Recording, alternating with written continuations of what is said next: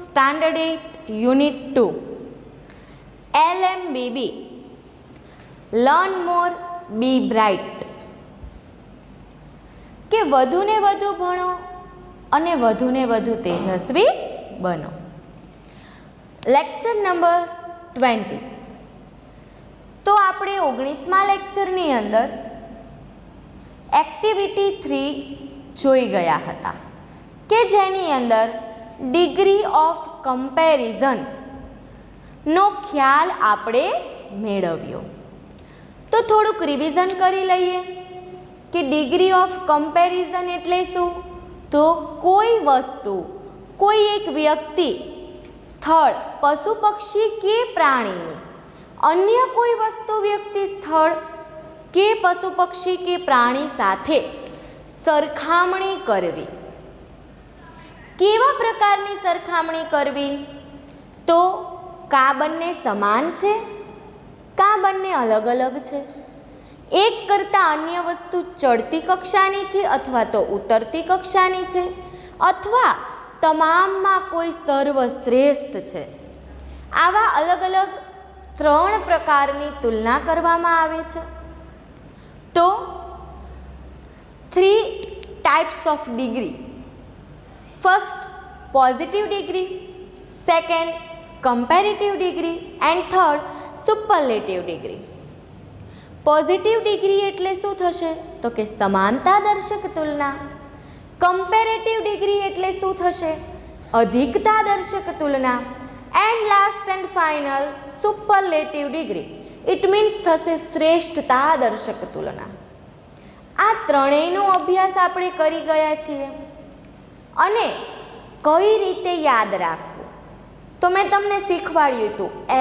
As બંનેની વચ્ચે વિશેષણ હોય તો એ આવશે પોઝિટિવ ડિગ્રીમાં. વિશેષણને યાર પ્રત્યે પ્લસ ધેન હોય તો આવશે કમ્પેરેટિવ ડિગ્રીમાં. અને THE પ્લસ વિશેષણની પાછળ EST એવું લગાડેલું હોય તો આવશે સુપરલેટિવ ડિગ્રીમાં. મેં ત્યારે પણ સમજાવ્યું હતું કે આ ફક્ત પ્રારંભિક માહિતી છે. આપણે આખો ટોપિક, જે એની વાક્યરચના છે, નિયમો છે, ત્રણેયના રૂપ વિશેષણના અલગ અલગ છે, અમુક અનિયમિત વિશેષણના રૂપો છે કે ગુડ, બેટર, બેસ્ટ. આ એનું એક એક્ઝામ્પલ આપું તો આવી તમામ બાબતો હજુ આપણે જોવાની બાકી છે, પરંતુ શાળા ખુલતા આપણે તે ટોપિક જોઈશું. અત્યારે તમને મેં ગયા લેક્ચરમાં જે સમજૂતી આપી હતી તે પરીક્ષાલક્ષી અને તમારી એક્ટિવિટી પૂરવામાં તમને મદદ થાય તે અનુસંધાને હતી. હવે યુનિટ 2 LMBB એની એક્ટિવિટી નંબર 4 કે આપણો જે મેઇન યુનિટ છે તેની આજે આપણે શરૂઆત કરવાના છીએ. તો થોડીક બીજી માહિતી આપું કે આપણા જે પહેલાંનો જમાનો હતો, રાજા રજવાડાનો જ્યારે સમય હતો, તો આપણને ખ્યાલ છે કે આપણા રાજાઓ સાહિત્યના ખૂબ શોખીન હતા. લેખિત સાહિત્ય હોય, મૌખિક હોય, ગીત હોય, નૃત્ય કલા હોય, સંગીત કલા હોય, આવા અલગ અલગ પ્રકારની કલાઓથી તેઓ પોતાનું મનોરંજન માણતા હતા. પહેલાં તો કંઈ આપણા જેવા ટીવી નહોતા ને, એના કારણે મનોરંજનનું સાધન હતું. તો રાજાઓ શું કરતા? સંગીતકારોને પોતાના દરબારમાં રાખતા હતા, નૃત્ય કલાકારોને પોતાના દરબારમાં રાખતા હતા. તો આવી જ રીતે આપણા આજના આ યુનિટમાં પણ એવી જ કંઈક વાત છે કે એક રાજા છે, પોતાના દરબારમાં સંગીતકાર જે છે તેને કહે છે કે ભાઈ તું સંગીત વગાડ.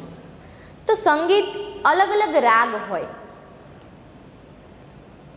તો સંગીતકાર જે હોય તે એક રાગનો આલાપ કરે છે. રાજા તો એટલા બધા ખુશ થઈ જાય છે કે તારા જેવું તો કોઈ વગાડી જ ના શકે. હવે આગળની સ્ટોરી શું છે એ આપણે યુનિટમાં જોઈશું. ચલો લેટ સ્ટાર્ટ. પણ એ પહેલાં પેન્સિલ, તમારી ટેક્સ્ટ બુક અને ઇરેઝર કમ્પલસરી પાસે લઈને બેસજો. કારણ કે આપણે શું, હું જે આમાં તમને વર્ડ્સ લખાવું અત્યારે આમાં નીચે અંડરલાઇન કરીને તમારે લખવાના છે. પહેલા યુનિટમાં જેમ આપણે લખ્યા હતા પાછળથી આપણી નોટબુકમાં એ રીતે લખવાના રહેશે. તો ચલો હવે ધ્યાન અહીંયા. First, the title of this unit is song of songs. Song એટલે શું થાય? ગીત. ઓફ સોંગ્સ, ગીતોનું પણ ગીત. જોવો હવે જોઈએ. The great ruler of India Akbar had 9 gems in his court. The great ruler. Ruler એટલે શું થશે? શાસક. શાસન કરનાર જે વ્યક્તિ હોય, કોઈ પ્રદેશનું, કોઈ રાજ્યનું જે શાસન કરતો હોય એને કહેવાય શાસક, અને ઇંગ્લિશમાં કહેવાશે રૂલર. તો લખ્યો અહીંયા રૂલર એટલે શાસક.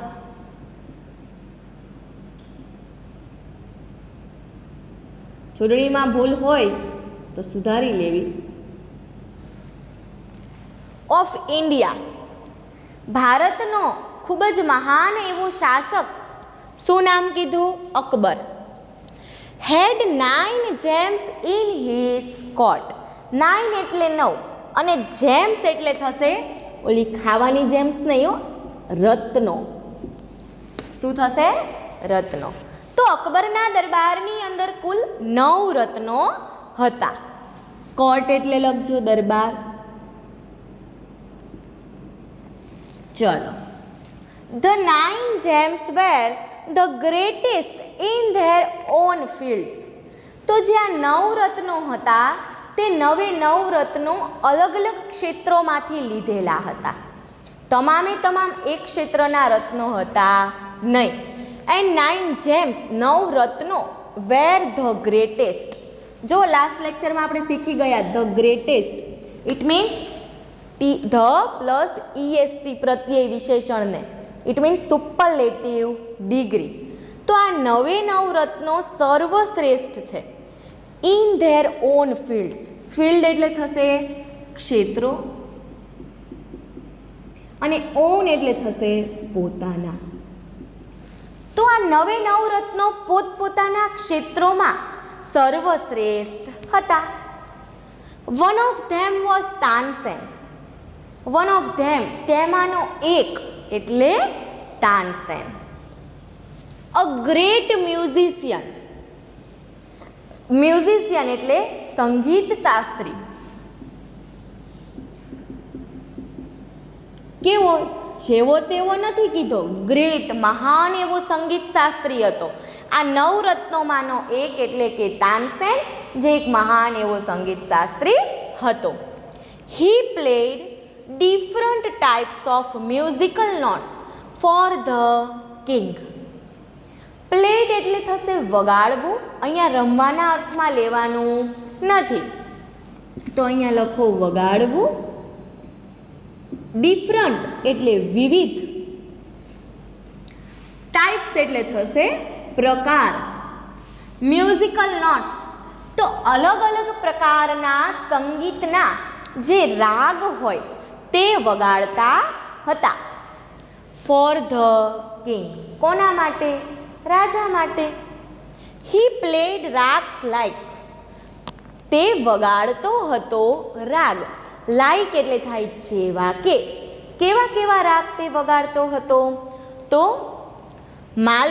માલકંશ, દીપક, કેદાર, મલ્હાર, ઇટીસી.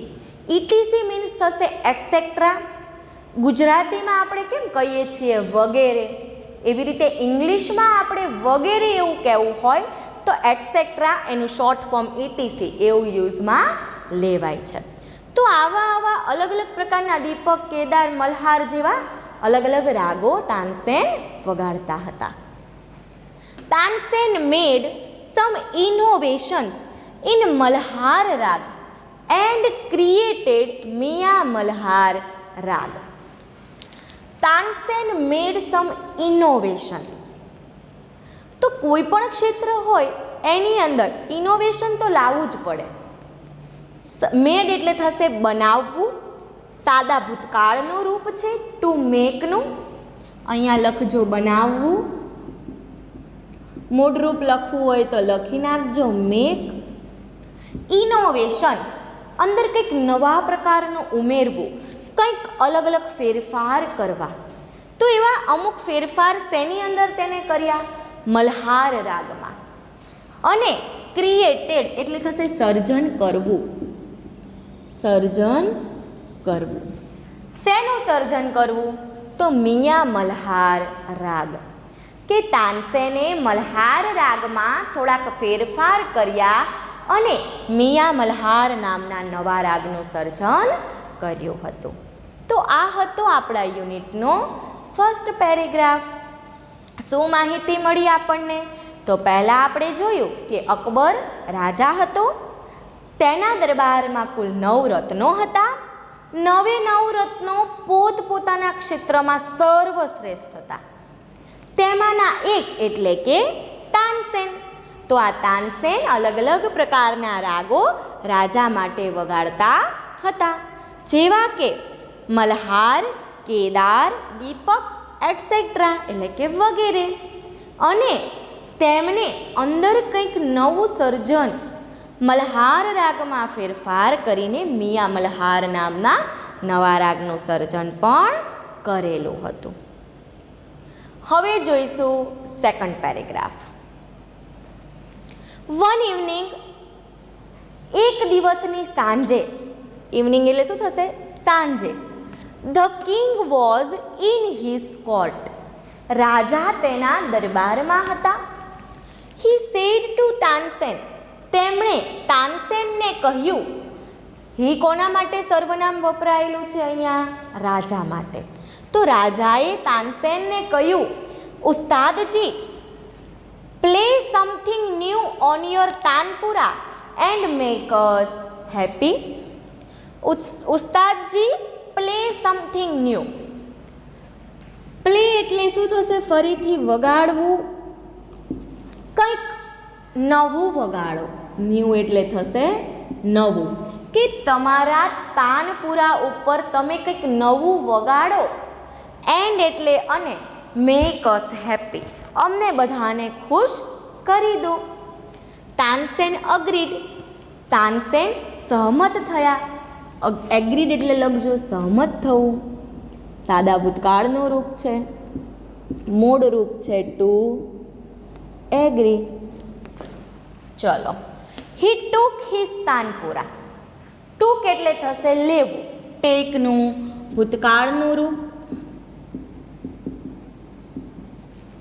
હિઝ તાનપુરા, તેમણે તેમના તાનપુરાને હાથમાં લીધો. હી સ્ટાર્ટેડ ધ રાગ દરબારી. સ્ટાર્ટેડ એટલે થાય શરૂ કરવું, રાગ દરબારી તો તેમણે દરબારી રાગની શરૂઆત કરી. ધ કોર્ટ બીકેમ કામ એન્ડ ક્વાઇટ. આખો દરબાર બીકેમ એટલે કે બની ગયો, કામ એન્ડ ક્વાઇટ એકદમ શાંત અને નિશબ્દ. કામ એટલે લખજો શાંત, એટલે કે વાતાવરણ એકદમ શાંત થઈ ગયું. ક્વાઇટ એટલે નિશબ્દ. ખબર છે, અમે તમને સૂચના આપીએ છીએ, પ્લીઝ કીપ ક્વાઇટ એટલે તમે એક પણ અક્ષર ઉચ્ચારશો નહીં.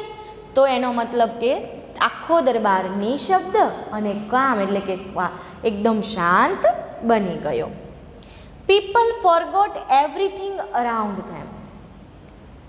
ફોરગોટ એટલે થશે ભૂલી જવું, મૂળ રૂપ છે ફોરગેટ. એવરીથિંગ અરાઉન્ડ ધેમ, લોકો તેમની આજુબાજુનું બધું જ ભૂલી ગયા.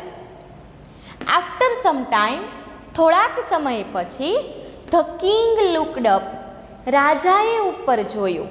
His eyes bright with praise, તેમની આંખો બ્રાઇટ ચમકતી હતી. વિથ પ્રેઝ, પ્રેઝ એટલે થશે વખાણ. કે કોકની પ્રશંસા કરવા, કોકના વખાણ કરવા માટે રાજાની આંખો એકદમ ચમકતી હતી. કે જ્યારે પોતાના દરબારની અંદર આવો રત્ન છે આવો શ્રેષ્ઠ સંગીતકાર છે તેવું જાણીને રાજા પોતે એકદમ કેવા થઈ જાય છે તો કે તેમને પોતાને અભિમાન આવે છે. તેથી તેમની આંખો એકદમ તેજસ્વી થઈ જાય છે કે મારી પાસે કેવા સર્વશ્રેષ્ઠ એવા સંગીતકાર છે. તો એના માટે રાજા છે તેના વખાણ કરવા માટે તેમની આંખો તેજસ્વી બનતી દેખાય છે. વન્ડરફુલ હી સેડ, તેમને કહ્યું અદ્ભુત. શું કહ્યું? અદ્ભુત. હવે જોઈશું superb, I listen to you every day but this was the best. જો રાજા શું કહે છે? સુપર્બ એટલે કે ખૂબ સરસ. I listen to you every day, સાદા વર્તમાન કાળનું વાક્ય છે. I listen to you every day, હું તને દરરોજ સાંભળું છું. બટ પરંતુ ધીસ વોઝ ધ બેસ્ટ, આ એકદમ શ્રેષ્ઠ છે. Tansen બોવડ before the king. બોવડ એટલે થશે કોકને માન આપવા માટે આમ નમીએ ને એને કહેવાય bowed. Before the king, Tansen રાજાની સામે માથું ઝુકાવીને નમે છે. I think you have the most wonderful voice in the world said the king. રાજા કહે છે આઈ થિંક, હું વિચારું છું કે you have the most wonderful voice, તારી પાસે ખૂબ જ સર્વશ્રેષ્ઠ એવો અવાજ છે. ઇન ધ વર્લ્ડ, કે આખા વિશ્વની અંદર સર્વશ્રેષ્ઠ એવો અવાજ તારી પાસે છે, આવું રાજા કહે છે. Well my lord, there is someone who sings better than I, said Tansen with a smile. રાજાએ કહ્યું તાનસેનને કે તારો અવાજ આખા વિશ્વમાં સર્વશ્રેષ્ઠ છે. તો એનો જવાબ તાનસેન આપે છે. કેવી રીતે? વિથ સ્માઇલ એટલે કે હાસ્યપૂર્વક કે નહીં નહીં, my lord there is someone, કે હજુ પણ કોઈક એવું છે, હુ સિંગ્સ બેટર ધેન આઈ, કે જે મારા કરતાં પણ સારી રીતે ગાઈ શકે છે. તો આવું હાસ્ય સાથે રાજાને તાનસેને કહ્યું.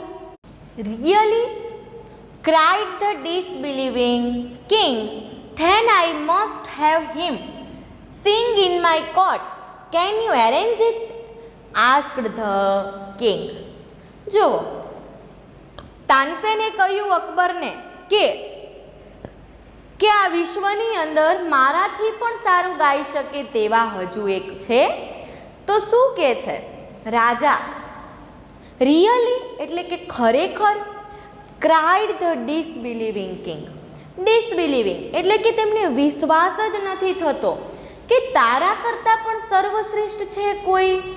એવો વિશ્વાસ રાજાને થતો નથી. ધેન તો પછી આઈ મસ્ટ હેવ હિમ, મારે મસ્ટ એટલે થાય ફરજિયાત રીતે, મોડલ ઓક્ઝિલરીઝ છે. હિમ મારે તે જોશે જ. સિંગ ઇન માય કોર્ટ, મારા દરબારમાં તે ગાવા માટે મારે એ વ્યક્તિ જોશે. કેન યુ અરેન્જ ઇટ, શું તમે તેની ગોઠવણ કરી આપશો?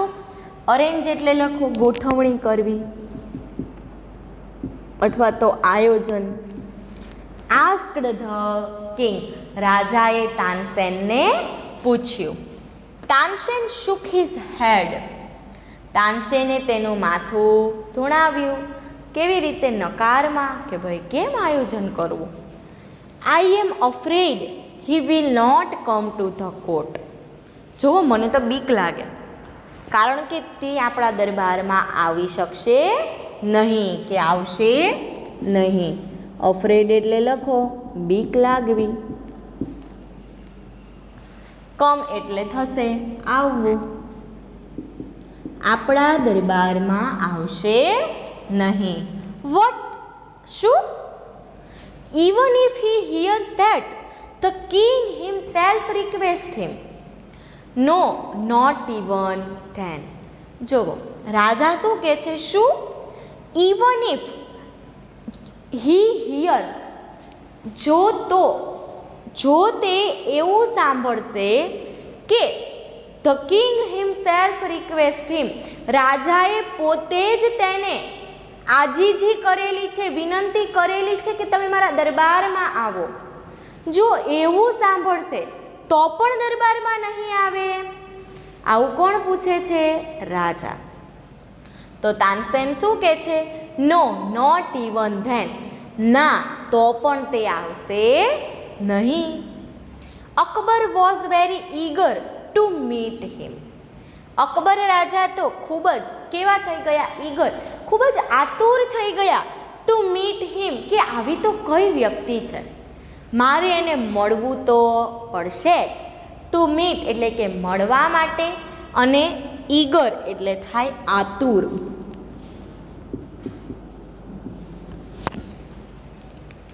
વેરી વેલ ઉસ્તાદજી, said the king with a smile.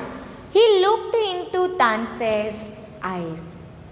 જુઓ, વેરી વેલ, સારું ઉસ્તાદજી, said the king, રાજાએ કહ્યું, with a smile, એક હાસ્ય સાથે, સ્માઇલ સાથે. He looked into Tansen's eyes. તેમણે તાનસેનની આંખમાં જોયું, સ્માઇલ આપ્યું અને શું કહ્યું? વેરી વેલ, એટલે કે ખૂબ સારું, કાંઈ વાંધો નહીં. If he does not come here, I shall go to him myself. Will you take to him? Asked the king. રાજાએ કહ્યું, if he does not come here. If એટલે થશે જો. He does not come here, જો તે અહીં આવી શકે તેમ ન હોય, તે અહીં ન આવે એમ હોય. આઈ શેલ ગો ટુ હિમ, હું તેમની પાસે જવા ઈચ્છીશ. માય સેલ્ફ, કે હું મારી જાતે એમની પાસે જઈશ. Will you tech me to him, શું તમે મને તેમની પાસે લઈ જશો? આસ્ક્ડ ધ કિંગ, રાજાએ આવું પૂછ્યું. તો અત્યાર સુધીમાં આપણે શું જોયું? રાજા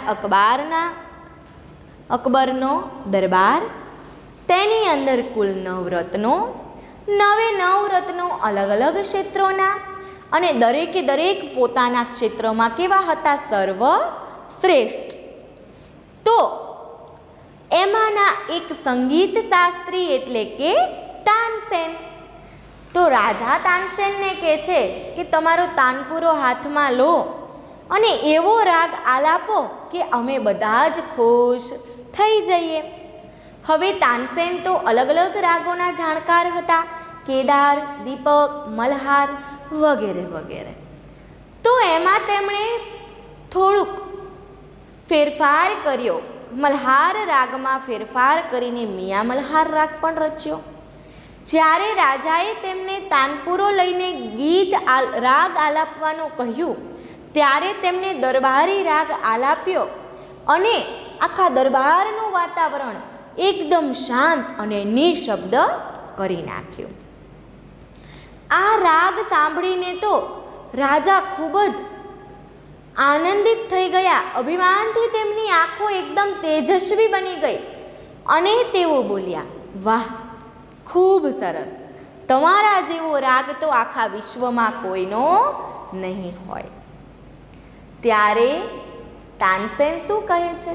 ના ના, હજી વિશ્વમાં મારા કરતાં પણ શ્રેષ્ઠ અવાજ છે.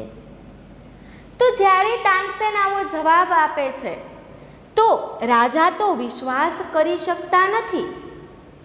શું? તમારા કરતાં પણ સારો અવાજ? તો રાજા તાનસેનને વિનંતી કરે છે, આજીજી કરે છે કે તો એમને મારા દરબારમાં બોલાવો કે મારે પણ તેમને સાંભળવા છે. તો તાનસેન શું જવાબ આપે છે? ના, તે આપણા દરબારમાં ના આવે. તો રાજા કહે છે કે શું તેમને એવી ખબર પડે કે રાજા પોતે એમને બોલાવે છે, પોતે આજીજી કરે છે તોય નહીં આવે? તો તાનસેન શું કહે છે? ના, તો પણ નહીં આવે. તો છેલ્લે રાજા તાનસેનને કહે છે, કાંઈ વાંધો નહીં, એ ભલે ન આવે પણ હું પોતે એમની પાસે જઈશ. શું તમે મને લઈ જશો ને એમની પાસે? હવે અહીંયા સુધીનો આપણે યુનિટ સમજ્યા. હવે લઈ જશે કે નહીં લઈ જાય? લઈ જશે તો કેવી રીતે લઈ જશે? શું તેમનાથી પણ સર્વશ્રેષ્ઠ અવાજવાળા જે વ્યક્તિ છે એમને રાજા સાંભળી શકશે કે નહીં સાંભળી શકે? સાંભળશે તો કેવી રીતે? ક્યારે? આવા અનેક પ્રશ્નોના જવાબ સાથે આપણે મળીશું નેક્સ્ટ લેક્ચરમાં. તો વિદ્યાર્થી મિત્રો, ત્યાં સુધી તમારે આ લેક્ચર મેં અહીંયા સુધી જે સમજાવ્યું છે તે ફરીથી ઘરે આખું એકવાર વાંચવાનું છે. મેં જે સ્પેલિંગના ગુજરાતી અર્થ અહીંયા લખાવ્યા છે એ આપણે તમારી નોટબુકમાં યુનિટ 2 હેડિંગ મારીને લખવાના છે અને આને લર્ન એટલે કે પાકા પણ કરવાના છે. તો હવે પછી મળીશું નેક્સ્ટ લેક્ચરમાં.